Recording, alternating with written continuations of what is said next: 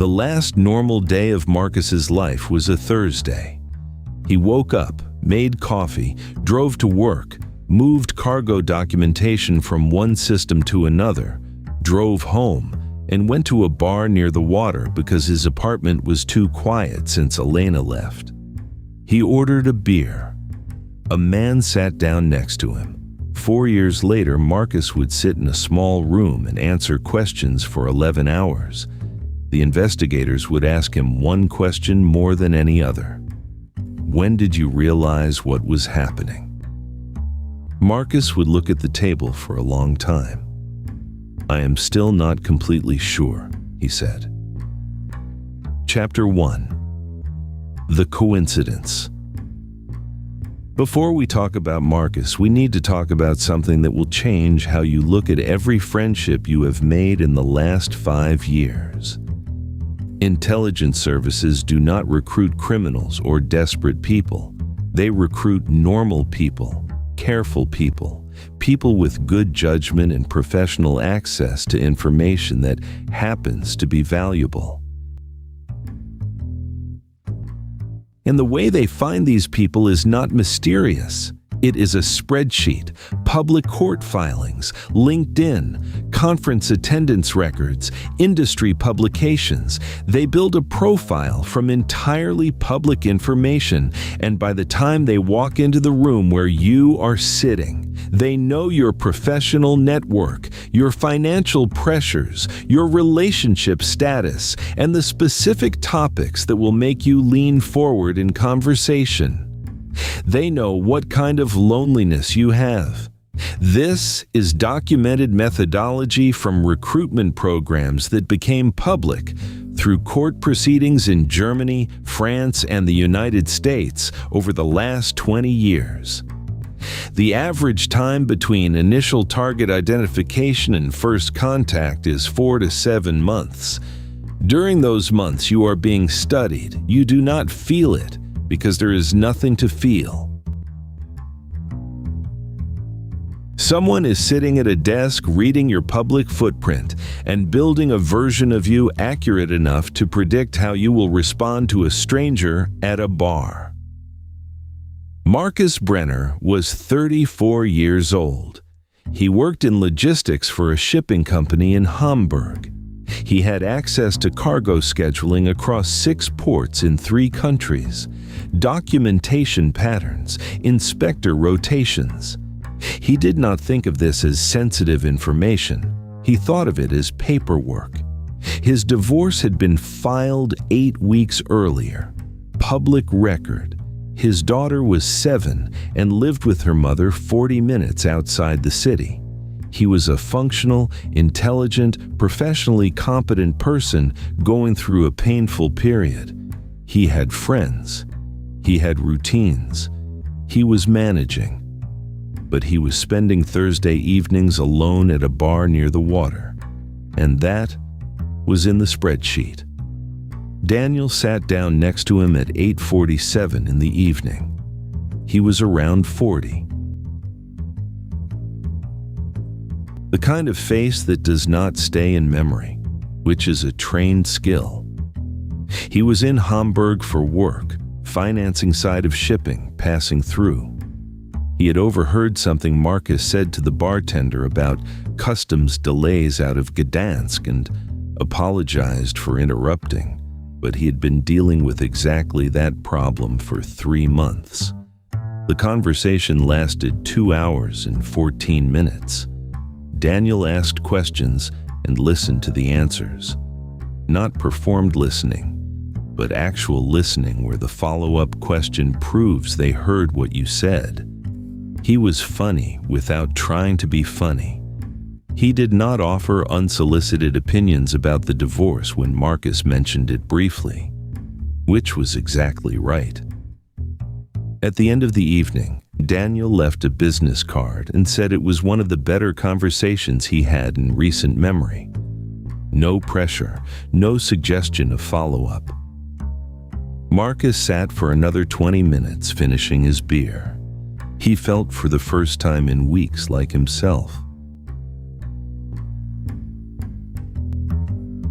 here is the thing about that feeling. It was not fake. The conversation was real. The connection was real. You cannot perform that quality of attention for 2 hours and have it register as genuine. The person across from you feels the difference. The best recruiters do not pretend to like the people they recruit. They actually like them. And then they use them anyway. Daniel contacted Marcus 3 weeks later. He was passing through Hamburg again. Did Marcus want to have dinner? Over the next 4 months, they met 9 times. This period has a name in recruitment methodology: the investment phase. Nothing is asked, nothing is taken. The recruiter simply builds. Daniel remembered that Marcus took his coffee without sugar. He remembered the name of Marcus's daughter and asked about her with specific curiosity. He shared things about himself: a difficult relationship with his father, a professional failure he was still processing, small true things offered carefully. Marcus began to consider Daniel one of his closer friends. He was not wrong to feel this. That is the cruelty of it. The ask came on a Tuesday in October. They were walking along the harbor after dinner. Daniel was quieter than usual. Marcus asked if something was wrong. Daniel said he worked with people beyond the financing company, people who had professional interest in certain cargo movements. He was not asking Marcus to do anything illegal. Just share information he already had access to through his normal work: documentation patterns, terminal scheduling, inspector assignments. He said he understood completely if Marcus was uncomfortable. He said it would not affect their friendship either way. Marcus stood completely still for 18 seconds. 18 seconds of silence next to someone you trust, while your understanding of the previous 4 months rearranges itself into a shape you do not want to look at directly. He said yes. Not for the money, although the number Daniel mentioned was not small. He said yes because the friendship was the most real thing in his life at that moment, and Daniel had framed the ask as a favor between friends. Saying no meant admitting that his judgment had been wrong for 4 months. Saying yes meant the friendship was still real. He chose the friendship. He went home and told himself several things. It was not sensitive information, just logistics paperwork. Daniel would not ask him to do something genuinely harmful. He could stop whenever he wanted. But there was one question sitting at the edge of everything. If this is just a favor between friends, why is there a number attached to it? He did not find a satisfying answer to that question.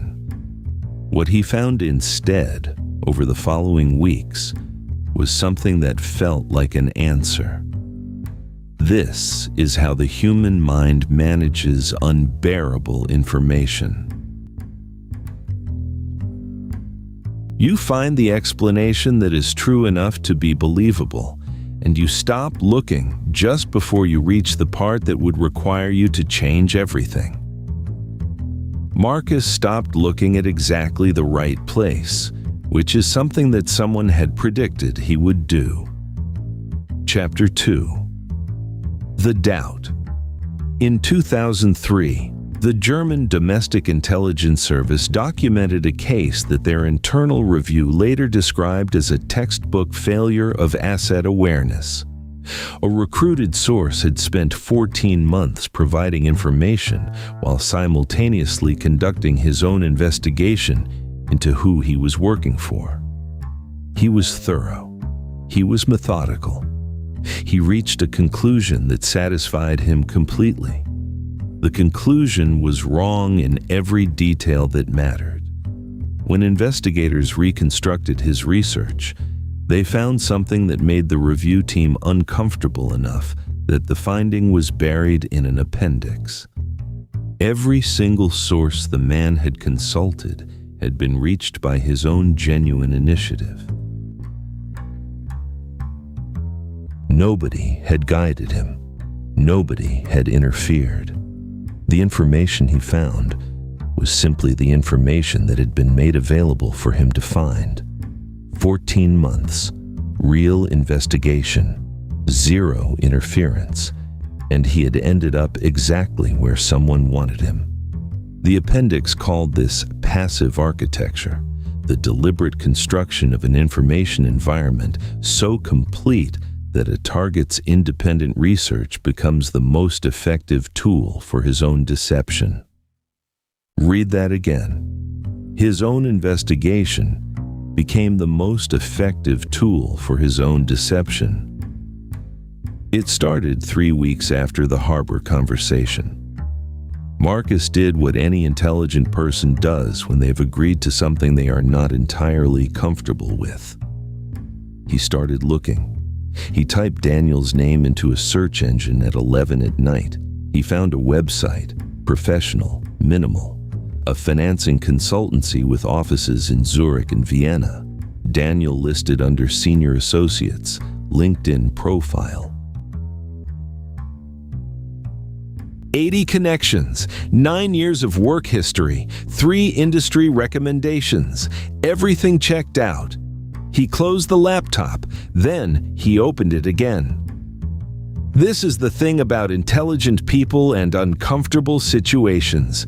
They do not stop at the first satisfying answer. They keep going. They apply the same rigor to their uncertainty that they apply to their work. And this is precisely why passive architecture works so well on intelligent people. A less careful person stops at the website and moves on. An intelligent person keeps going. They find the second layer, the third layer. And because the architecture has been built to depth, every additional layer they uncover is another layer of prepared truth. And each discovery feels more earned and therefore more reliable than the last. The more work you do, the more convinced you become. Marcus was very intelligent. He was going to be very useful. He started keeping notes on his personal laptop, not his work computer. An instinct he could not fully explain. He tracked dates. He mapped which information Daniel had asked for against cargo movements. He tried to find a pattern that made obvious strategic sense. He could not find one. This bothered him more than finding one would have. He began making calls, general professional conversations about financing operations in the port sector. 2 contacts mentioned a company with a profile similar to Daniel's. Legitimate operation, they said. Well connected. Known to have relationships with various government-adjacent interests in the region. Government-adjacent interests. Marcus wrote that phrase and stared at it. Then he kept going. 6 weeks in, he found something that stopped him physically. A former colleague in Rotterdam, Port Security Consulting. Marcus steered the conversation carefully toward financing operations that intersected with port security in Central Europe. His contact paused in a way that was different from his other pauses. He said there were firms that operated in that space, some connected to what he described as coordinated European trade intelligence, not any single government. A cooperative arrangement between several allied interests, focused on cargo security, counter-smuggling. Legitimate framework, he said. He named a country. The country matched something Daniel had said during the harbor conversation. Marcus felt something move in his chest. Not alarm. The opposite of alarm. The specific physical sensation of a question that has been answered. Allied interests, counter-smuggling, cargo security. What he had agreed to do was help coordinated European intelligence track potentially illegal cargo movements. He was not working against his country. He was a logistics professional providing expertise to something that sounded, framed this way, almost civic. He had investigated himself thoroughly and independently, and he had found a real answer. He opened his laptop and deleted the document.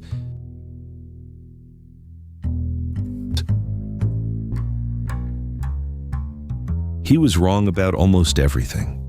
The information was entirely true. The cooperative framework existed. The country his contact named was genuinely involved. What Marcus could not see was that the layer he had reached was the layer that had been built for him to reach. Someone had modeled his professional network before first contact. They had identified his likely investigative pathways. They had mapped which contacts he would reach and in what order, and what those contacts actually knew. His contact in Rotterdam had not been manipulated. He had simply been allowed to know certain things and not others. And when Marcus's questions arrived, they were answered honestly within the limits of what his contact genuinely understood. Nobody lied. Nobody interfered. They had simply built the room before he arrived and left the doors that led somewhere useful unlocked, and the doors that led somewhere dangerous locked so smoothly that they looked like walls. Marcus had investigated himself into a cell and felt the satisfaction of a man who had found an open field. He provided documentation for 4 months, scheduling information, inspector rotation patterns, cargo manifest anomalies. Each time he sent something, he told himself the same thing: coordinated European framework, cargo security, legitimate. He told himself this less frequently as time went on, not because he doubted it, because it had become routine. But there was one evening in November, 2 months into the routine, that he has never described to anyone. He was sitting at his kitchen table after his daughter had gone to sleep.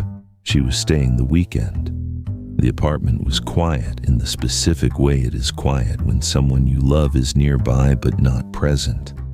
And a question arrived in his mind without invitation.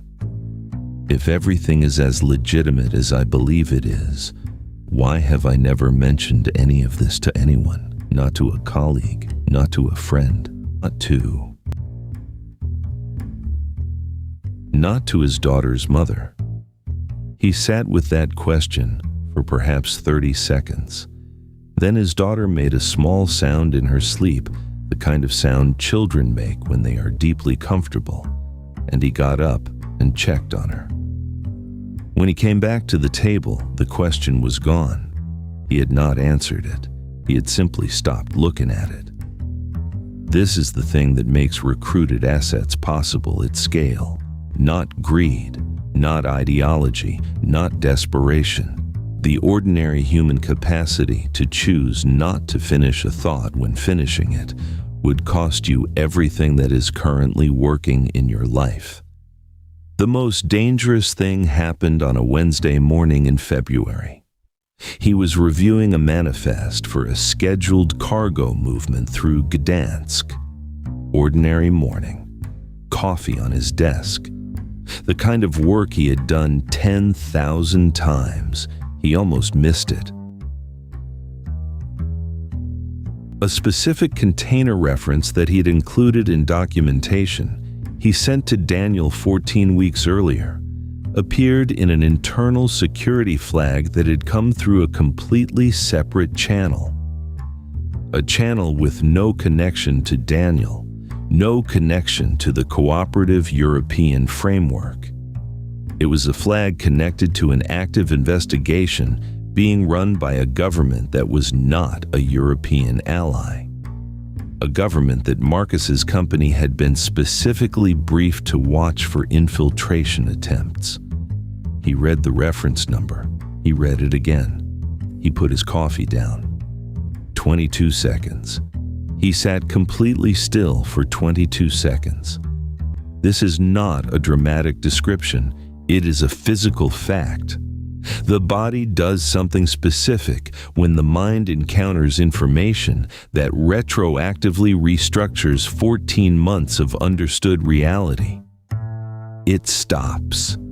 The brain is doing something that requires all available resources, and it pulls them from everywhere, including the muscles. 22 seconds. Then, his hand moved to the mouse, and he closed the flag. He opened it again. The reference number was still there.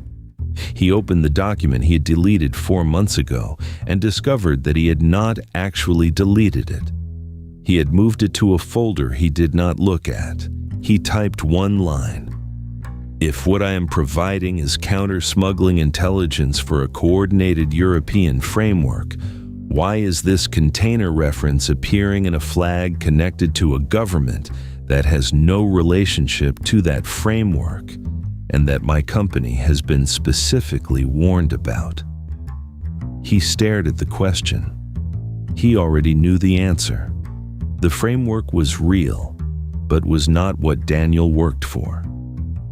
Daniel worked for something else that had used the framework as a surface layer, as architecture built to satisfy exactly the level of investigation that Marcus had conducted. He had found the bottom. The bottom was a floor someone had built for him. He sat in his office for 31 minutes. He thought about his options. He could do nothing, continue. Maybe the flag was coincidental. He could call Daniel, ask directly. He could go to someone official, somewhere that would require him to say out loud what he had been doing for 14 months.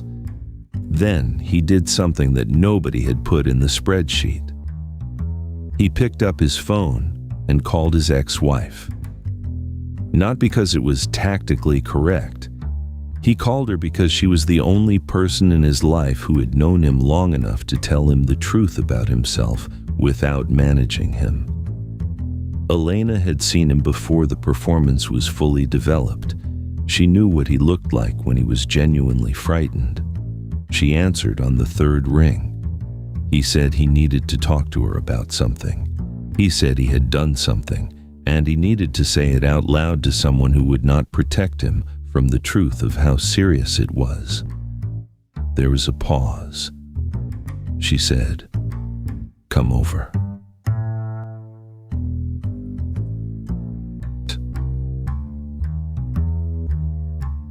The people around Daniel received a notification 40 minutes later, not about the phone call. They did not have his personal phone monitored at this stage. The notification was about the flag. A secondary system had registered that the flag had been accessed and closed and accessed again from Marcus's workstation. A pre-established tripwire designed to detect exactly this kind of discovery. The notification went to 3 people. 2 of them began a conversation about contingency options. The third was Daniel. Daniel read it at 11:47 in the morning, sitting in a cafe in Zurich. He put his phone face down on the table. He ordered another coffee. Then he picked up a different phone and made a call he had hoped he would not have to make. Chapter 3. The Exit. There is a concept in tradecraft called the sanitized departure. It is the opposite of the cinematic ending you expect. No shootout, no poisoning, no staged car accident. Those are the tools of desperation. The sanitized departure is the tool of professionals. It works on a simple premise. A human being who believes they have been saved will walk through any door you open. A human being who believes they have been cornered will fight until they cannot fight anymore. The most sophisticated operations do not corner you. They save you. This is how Marcus ended up not dead, not in prison, but living in the same apartment in the same city, doing the same job, feeling for the rest of his life like a ghost in his own life. He was saved. He has never recovered from it. The morning after he told Elena the truth, Marcus drove to work. He had slept maybe 2 hours. Elena had listened with her arms crossed and her face getting paler as he spoke. She had asked him one question near the end. Have you thought about what they do when someone stops being useful? He had not answered her. Now his phone was vibrating in the passenger seat, notifications from a messaging app he barely used. The screen lit up and darkened and lit up again. He did not look at it. He knew who it was. Daniel was waiting for him at the bar near the Ulster Lake, the same bar where they had first met. Marcus parked the car and sat in it for 4 minutes. He was trying to decide if he was afraid. He was afraid. He went inside anyway. It was 10:43 in the morning. The bar was almost empty. Daniel was sitting at the table near the window, the same table. Daniel did not stand up. He did not smile. He pointed at the chair across from him with a small movement of 2 fingers. Marcus sat down. The silence lasted longer than Marcus expected. Daniel was looking at the table, not at Marcus, like he was reading something written there that only he could see. His hands were flat on the surface. He looked like a man who had rehearsed what he was about to say many times and was now deciding whether the rehearsed version was the right one. Marcus wanted to speak first. He sat there and waited. Finally, Daniel looked up. He said the name Elena. Just the name. Nothing attached to it. Marcus felt his jaw tighten. Daniel said he knew Marcus had spoken to her the previous evening. He knew they had talked for several hours. He did not explain how he knew. The fact that he knew was doing all the work. Marcus said quietly, "How long have you been watching her?" Daniel said, "We have not been watching her. We became aware of the contact through a separate channel." Marcus said, "What channel?" Daniel looked at him for a moment. He said, "It does not matter what channel." This is the moment Marcus would return to most often in the years that followed, not because of what Daniel said, because of what Daniel's face did while he said it. Nothing. Absolutely nothing. The face that Marcus had spent 14 months reading as warmth and attention was simply a surface, not cold, not cruel, just closed in a way that Marcus had never seen it closed before. Like a window that had been open for a long time and had now been shut. Marcus understood that the window had not been open because Daniel was warm. The window had been open because Daniel had needed it open. Now he did not need it open anymore. Daniel laid out the situation. He spoke quietly and without emphasis, the way doctors speak when they are telling you something serious and have learned that volume does not help. Marcus had accessed information beyond his authorized layer. He had identified a connection he was not supposed to identify. He had involved a third party outside the operational perimeter. These were significant failures of operational security. In any other context, Daniel said, these failures would have triggered a containment protocol. He paused. Marcus knew what it meant, not from experience, from the same instinct that had made him keep his notes on his personal laptop. He said quietly, "What does containment mean?" Daniel said, "You know what it means." The bar was very quiet. Outside the window, a woman was walking a dog. The dog stopped to investigate something on the pavement. The woman waited with the patience of someone who had learned not to rush the dog. Marcus watched this for a moment. He looked back at Daniel. He said, "Are you threatening me?" Daniel said, "I am telling you where you are. I am not the one who decides what happens next. I am the one who was sent here to explain your options." Marcus said, "What are my options?" Daniel told him. There was a case to be made. The documentation Marcus had provided had technically been shared within a cooperative framework. The definition of that framework was flexible. Marcus had never signed anything that said he was working for a foreign intelligence service because technically he had not been. Defensible, Daniel said, was not the same as safe, but it was not nothing. He said he had argued against the containment protocol. He said he had argued that Marcus was not a hostile agent, but a professional who had made a mistake, and that the appropriate response was a managed return to baseline rather than escalation. Marcus looked at him. He said, "You argued for me." Daniel said yes. Marcus felt something move through him that he could not immediately name. It took him a moment to identify it as gratitude, and then another moment to understand that this was the most dangerous thing he had felt in the entire 14 months. He said, "What is baseline?"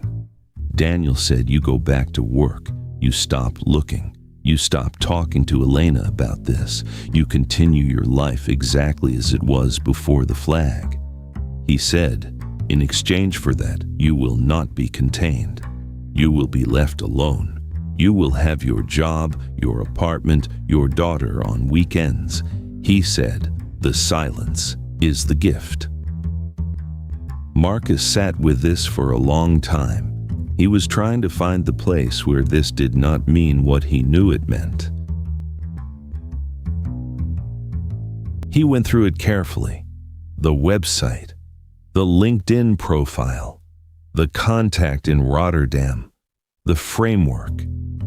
He tried to find the piece that was solid enough to stand on. There was no piece.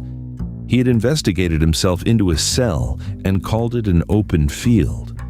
And now he was sitting in the cell, and the door was being locked from the outside, and the man locking it was telling him that the lock was for his own protection.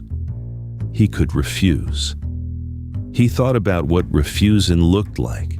Refusing meant explaining 14 months of documentation sharing. It meant his daughter growing up visiting him somewhere that was not his apartment. He thought about his daughter.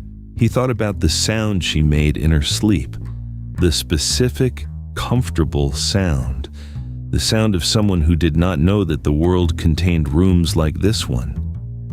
He looked at Daniel. He said, "Okay," just that one word. Daniel nodded once. He stood up. He picked up his jacket from the back of the chair. He put it on with the small, careful movements of someone who is aware of being watched. He did not offer his hand. He moved toward the door. And then he stopped. He stood with his back to Marcus for a moment, just a moment.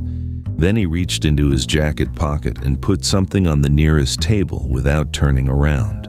He walked out the door. Marcus sat for a moment before he looked. It was a business card. Not Daniel's business card, a different one. A name Marcus did not recognize, and a phone number and a single line of text that said, "Psychological support services, confidential, no documentation required." Marcus picked it up. Daniel had carried this card to the meeting.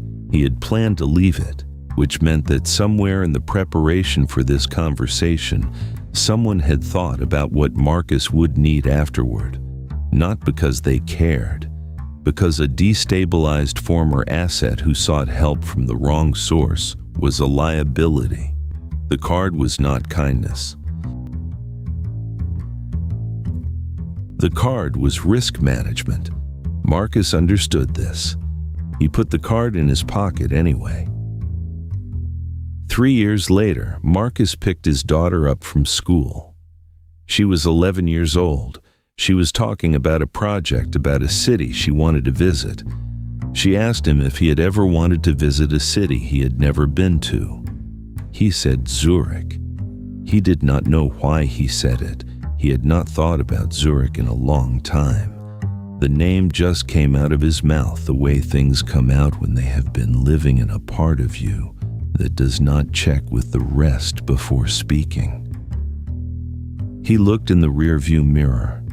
He saw her sitting there buckled into the back seat, completely safe, completely unaware of the things that had happened in the years before she was old enough to understand that things happen. He realized in that moment that he would never tell her. He would never tell anyone. The sanitized departure is not designed to silence a man by threatening him. It is designed to silence him by giving him something he is afraid to lose. Daniel never contacted him again. There's a database entry somewhere that describes Marcus's file as closed with status quiescent, dormant, inactive. The asset is where he is supposed to be and requires no active management. Marcus spends his days moving cargo paperwork from one system to another. He is good at it. He is methodical. He never makes impulsive decisions. People who know him describe him as a careful man, a private man. They do not know why he is private. He is private because the alternative is understanding that the friendship you valued was the instrument used to dismantle your understanding of the world, and accepting that you allowed it because it was the only way to keep the life you had, and accepting that the life you kept is not entirely the life you had before. This is not a story about spies. This is a story about how easy it is to become a stranger to yourself. It starts with a coincidence. It continues with a doubt. It ends with a silence that lasts the rest of your life. There is no one to blame. That is the most difficult part to accept. Daniel was doing his job. Marcus was living his life. The people who built the spreadsheet were managing a resource. Everyone followed the rules. And Marcus sits in his apartment in the evening and understands that the room he is in was built before he arrived, and he chose to walk through the door. And now he cannot find the door to walk back out. Final character analysis. Marcus is alive. In the metrics that matter to the people who built the spreadsheet, this is a successful outcome. The cost of this success is that he will never again fully believe that a friendship is just a friendship, or that a coincidence is just a coincidence, or that the safety he feels is not conditional on his continued silence. He carries a business card in a drawer somewhere. He has never called the number. He is not sure if not calling it is strength or the last form of compliance. Daniel is somewhere like Zurich. He has moved on to other files. He sits in cafes and sometimes finds himself listening too carefully to conversations at nearby tables, mapping the emotional architecture of strangers out of habit, out of the professional damage that accumulates in a person who has spent years building friendships as instruments. He left a business card on a table once. He does not think about it. He has learned not to think about the things he leaves on tables. Elena lives 40 minutes away. She raised her daughter. She sees Marcus sometimes. She does not ask about the work. She stopped asking the night he told her the truth, and she saw what was behind his eyes when he understood how deep the water was.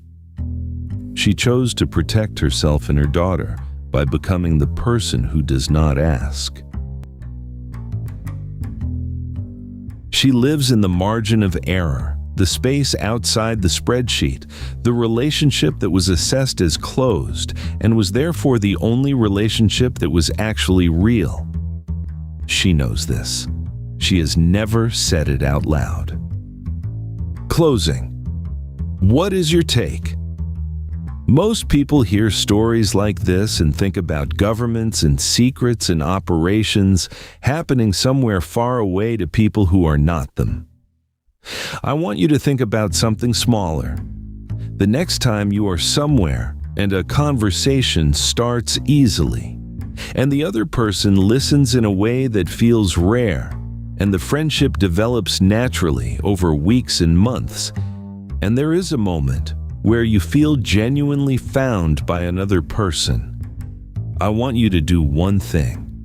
Take 18 seconds.